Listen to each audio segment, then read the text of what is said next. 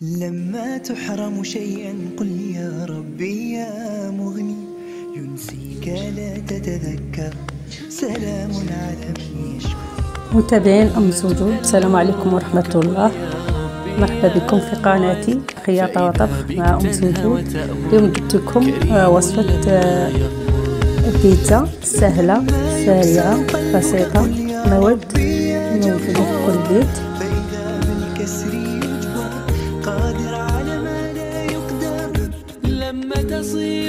نروحوا للمقادير تاعنا. عندنا المقادير: كاس تاع حليب وبيضة ومغرف صغيرة خمارة وسكر، وعندنا الملح على حساب الرغبة. نروحوا المواد تاعنا، نحطوا الكاس تاع الحليب، نديروا سكر وخمارة، ونخلط المواد مع بعض. البيضات تاعنا نخلط،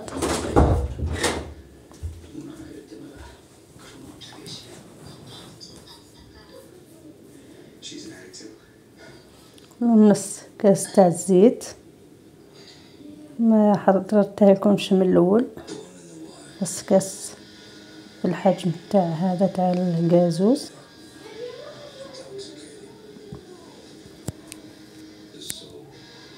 خلط المواد مليح، والملح خلوه في الاخير.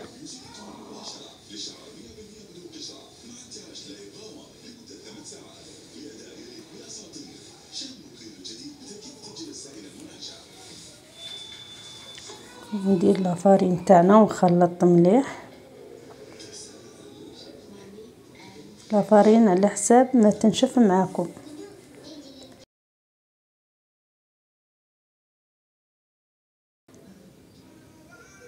خلطت مليح بالفوي،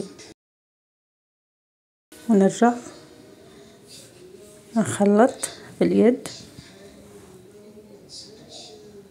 نغرب الفرينة تاعنا، ندخل كاع هذوك المواد،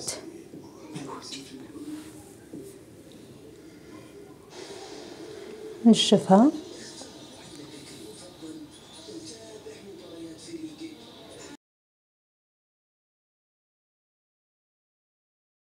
ونغطيها ونخليها لمدة 10 دقائق.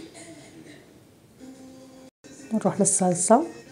الصلصة كنت وجدتها من قبل، ديرتها في الكونجيلاتير، نقلع على حساب ما نخدم بيها، والاخرى نرجعها. درت لها ملح وفلفل وكمون، ونعاود نهبط العجينة تاعنا، نقسمها على 6 قطع، نديرها كويرات بحجم كيف، نخليها كذلك تدي وقت تخمر مدة 10 دقائق عفوا. نديرو الخبزة الأولى، نرش البلاط تاعنا فرينة،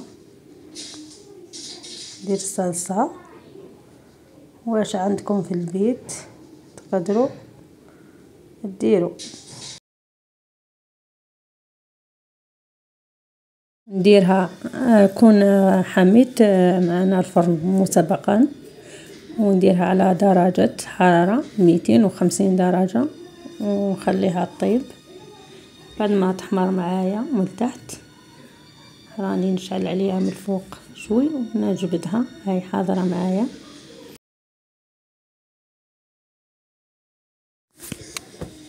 وربي ينصر فلسطين، ونتمنى لكم مشاهدة طيبة، وإلى فيديو جديد إن شاء الله. السلام عليكم ورحمة الله وبركاته. لما تحرم شيئا قل يا ربي يا مغني، ينسيك لا تتذكر، سلام على من يشكو. لما تذل روحك قل يا رب ربي يا معز، فإذا بك تنهى